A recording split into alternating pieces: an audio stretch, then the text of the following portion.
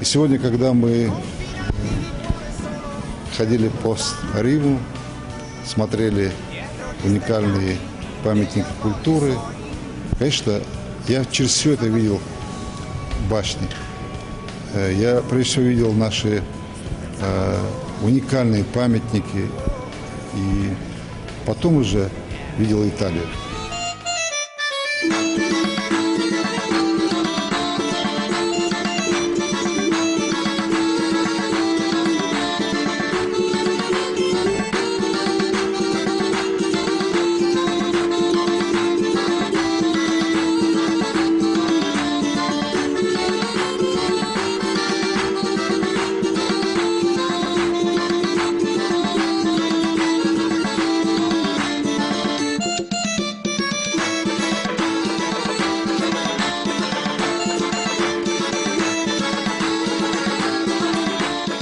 Так случилось, что увидеть Италию в дни фестиваля захотел не только президент Ингушетии.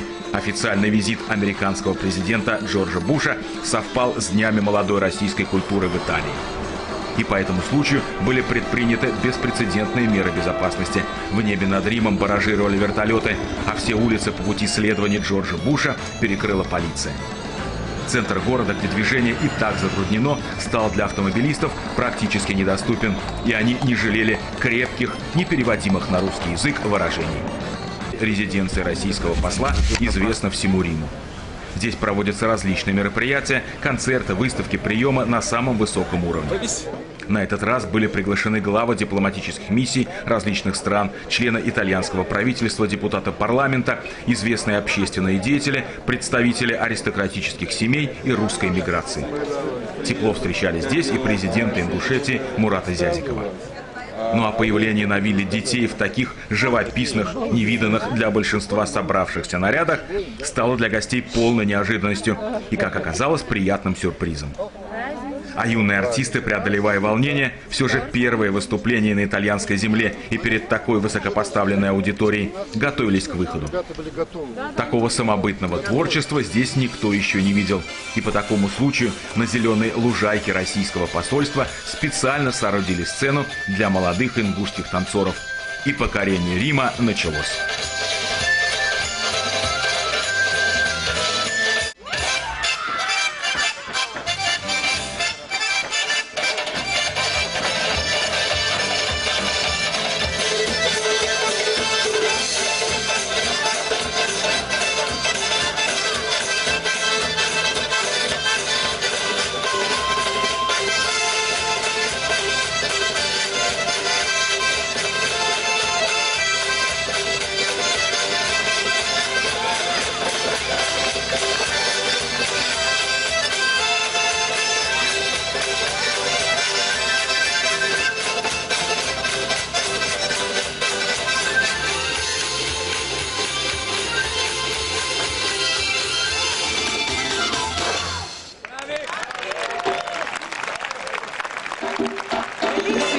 Бесподобно, словами не передать, какие эмоции испытываешь, когда видишь эту страсть, женственность, красоту.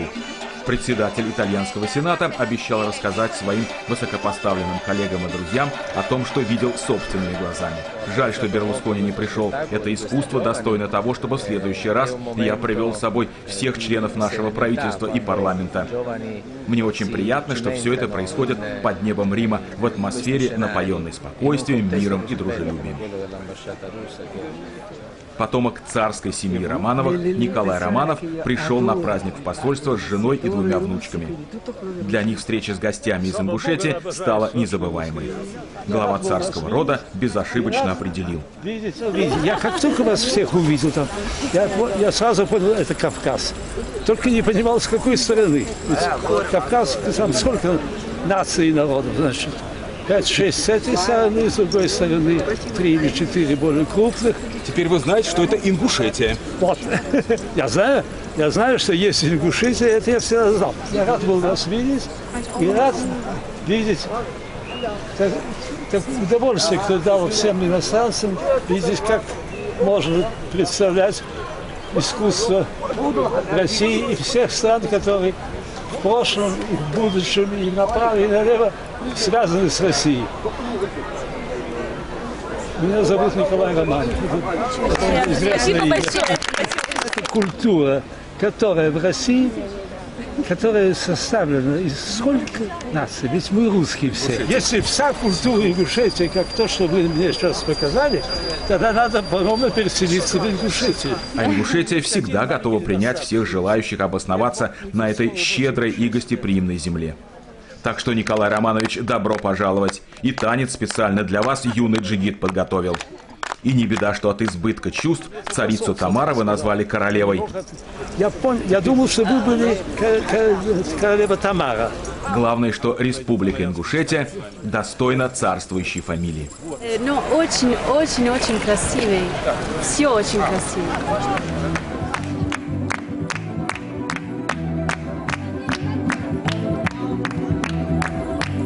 Я считаю, что это выступление, оно стало таким, я бы сказал, бриллиантиком нашего сегодняшнего приема, потому что государственный прием – это главное мероприятие в году, которое проводит посольство. Все остались просто поражены красотой выступления, главное, азартом выступления ребят. И уже появились желающие их привезти в Италию вновь. И я думаю, это хорошо.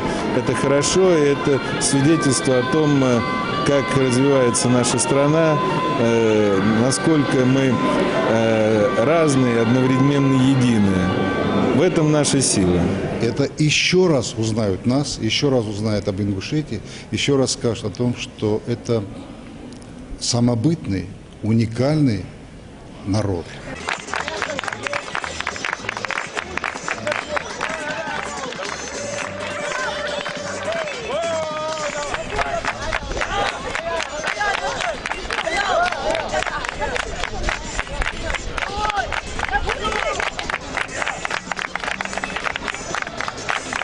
Столько энергии, эмоций, удали, очарования было в этих танцах и самих исполнителях, что даже представители страны восходящего солнца не смогли устоять на месте. Обычно такие бесстрастные и осторожные японцы, позабыв обо всем, вышли в круг.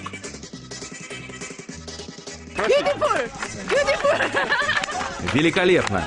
Где это видано? Когда такое было, чтобы лезгинку танцевали в центре Древнего Рима? Действительно, даже Древний Рим с его многовековой цивилизацией, завоевавший полмира, таким зрелищем до сих пор похвастаться не мог. И если власти Ингушетии хотели удивить видавших вида европейцев, то им это удалось.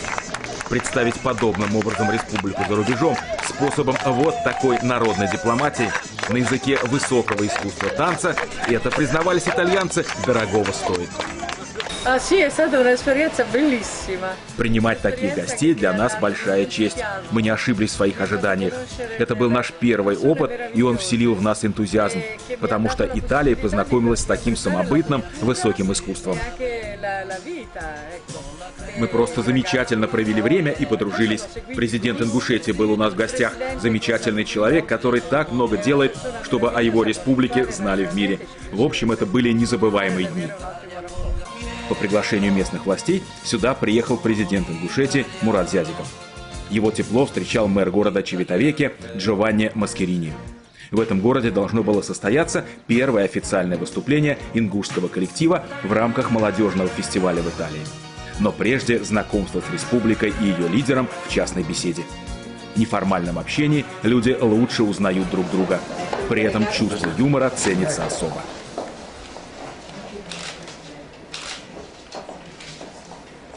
Я иногда, когда смотрю по телевидению, вот, когда встречается и Владимир Владимирович Путин, и Берлускони, мне кажется, что Берлускони, он, наверное, больше ингуш, чем итальянец.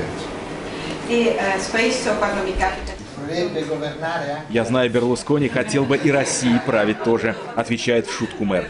В общем, беседа проходила в теплой и дружеской обстановке. Вот все, что связано с Италией, у нас такое особое восхищение. Особенно любим Италию, и это, может быть, вот по расстоянию мы далеко друг от друга, а вот как бы сердцем очень близки друг к другу. Но дело, как мы себя видим, как мы себя представляем, очень важно, чтобы мы чувствовали, что нас знают, и что мы часть такой общей европейской цивилизации. Цивилизация, которая обогащается многообразием культур. И фестиваль, который прошел под патронажем супруги президента России Светланы Медведевой, стал ярким тому подтверждением. Ну а итогом встречи в мэрии стало предложение итальянской стороны стать регионами-побратимами. Предложение было охотно принято.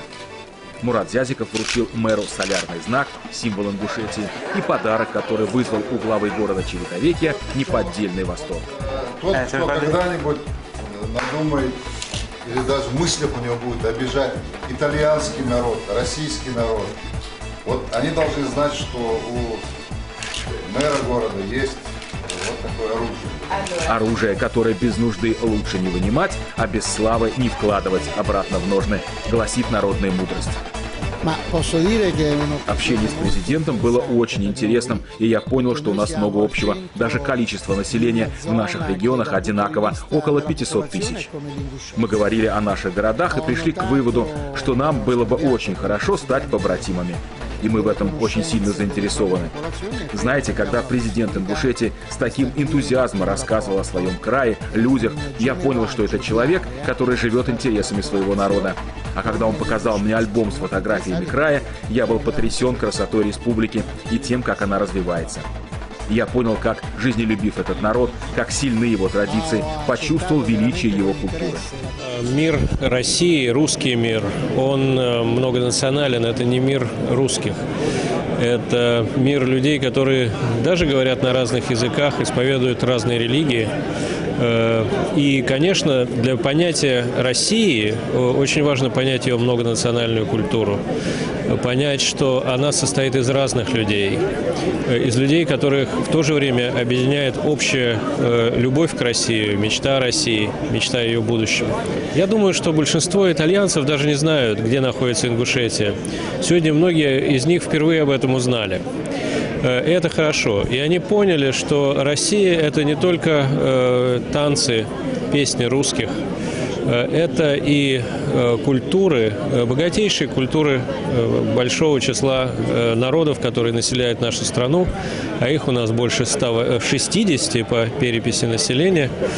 И я уверен, что знакомство с культурой одного из наиболее интересных, самобытных народов Северного Кавказа будет способствовать и лучшему пониманию России. Мы счастливы, что «Зори Ингушетии» после триумфального выступления в Каннах, в Испании, сейчас имели такой же успех здесь, в Италии. Ребята, как всегда, были на высоте. Мы гордимся тем, что искусство в регионах всегда пленяет сердца в тех странах, куда мы вывозим наших ребят. Мы у себя в стране, мы должны сами себя еще полюбить. То есть, чтобы о нас знали в Европе, в мире, как о такой уникальной стране. Ну, тем более мы говорим о том, что уникальность нашей страны в том, что есть очень красивые регионы, где культура народов – это консолидирующий, объединяющий фактор. И мы в этом еще раз убедились. Вы посмотрите, как сегодня все представители всех стран в нашем посольстве бросили все свои дела, все моменты, когда они общались, они перешли туда, где выступал ингушский детский коллектив. Это очень здорово. Сегодня это настоящее, и в России очень большое будущее, когда есть вот такие регионы, как Ингушетия. А «Зори Ингушетии» озаряли своим искусством солнечную Италию, за что она им безмерно благодарна. Ингушский ансамбль стал поистине культурным послом современной России. Старый свет увидел юные привлекательные лица самой молодой республики Российской Федерации, увидел ее будущее. Ну а в будущем своего народа молодому поколению сомневаться не приходится. Потому что такое яркое и самобытное искусство может быть только в свободной и многонациональной стране.